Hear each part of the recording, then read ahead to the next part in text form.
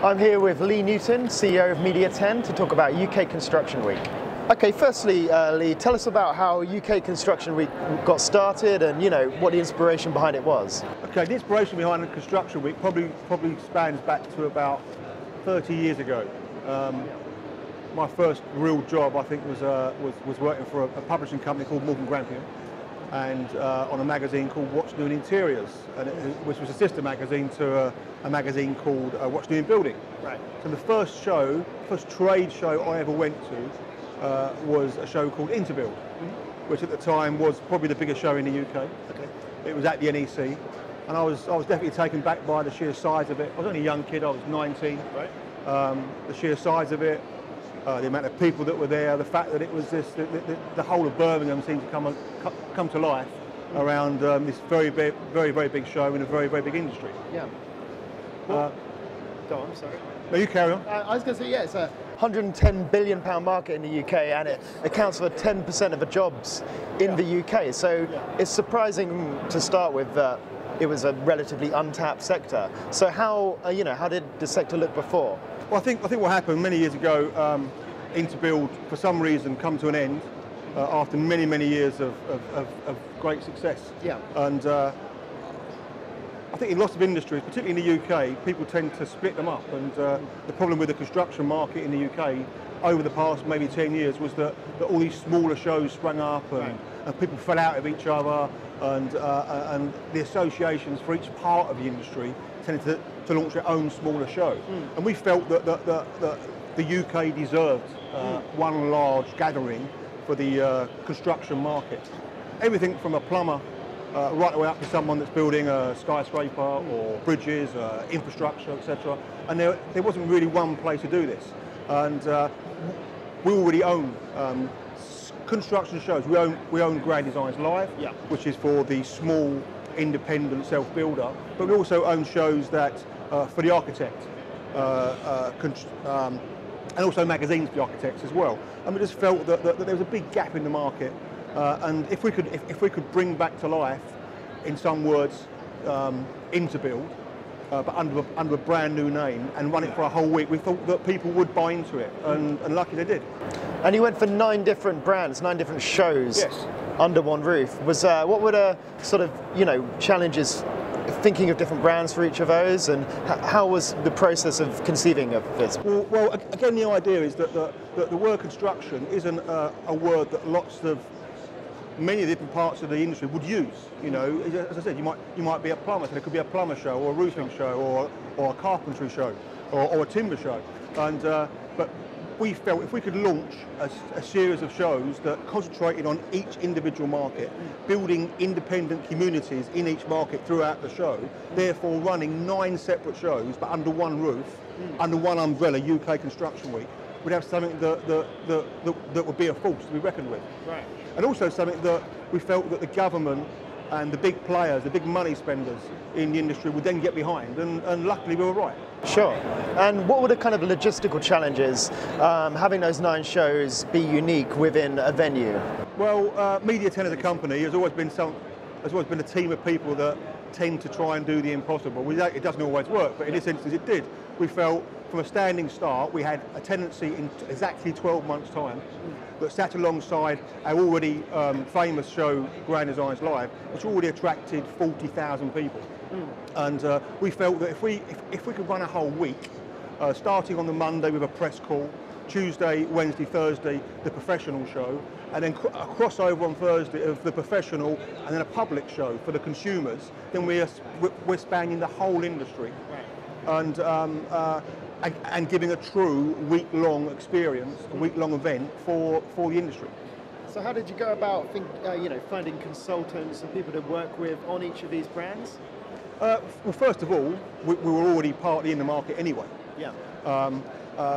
We also worked as a team on being on the ground, understanding what the market's all about, and the fact that we'd had lots of people say to us over the years that it's a shame that the big show's no longer there, and we made plenty of contacts. So although it was a spur of the moment decision to do it in 12 months, the fact is that probably for a couple of years we'd heard the rumours and people saying that these small shows are okay for the small industry, but they all cross over with each other. Yeah. And the fact is that I think if you was looking to buy an E-Type Jag, and that was the car you was after and nothing else, would you go to an E-Type Jag show where there might be 40 E-Type Jags, or would you go to a classic car show where there might be 2 or 3?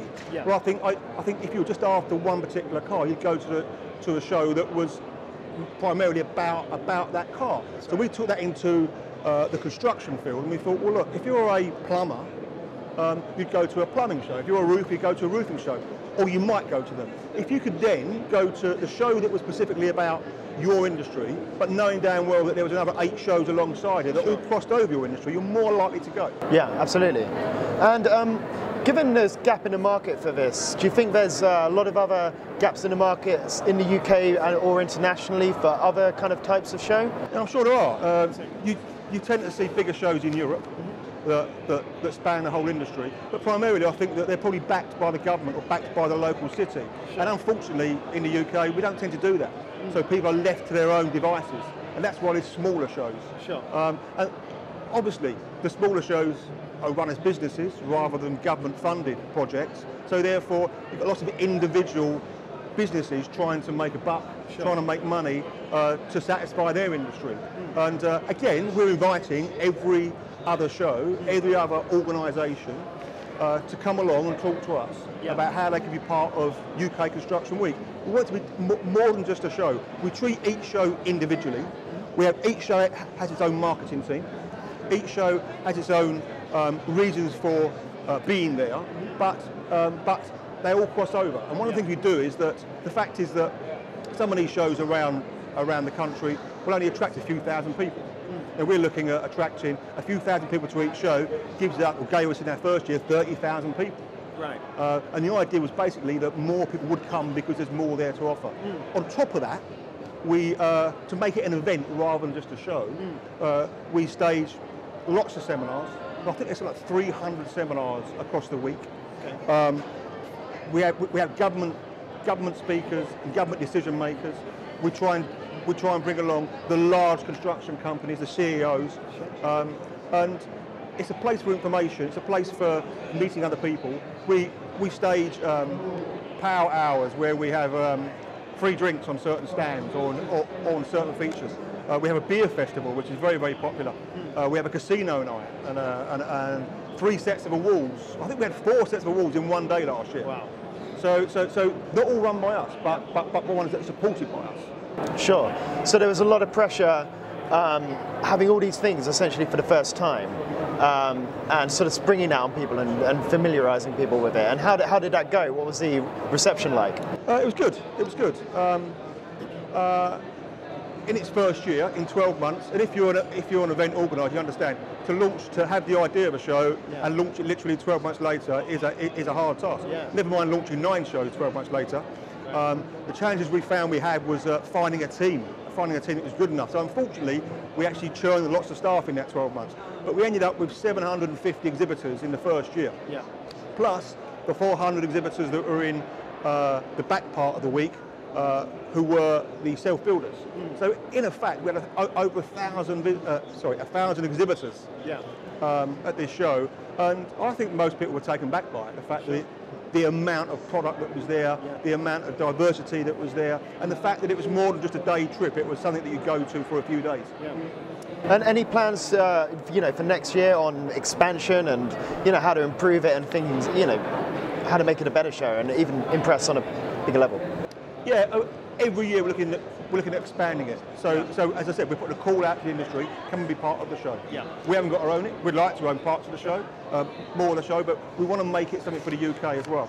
The government are definitely getting behind us now and helping us. They're seeing how important it is. It's not just about building houses, it's also about building infrastructure and railways and doctors and hospitals, and it just goes on and on and on. And the amount of billions that are spent every year, and the amount of news coverage every single day. There's a story in every single newspaper in the UK about the housing crisis, about staffing in the construction industry, and so on and so on. So it hasn't been terribly hard. Yeah.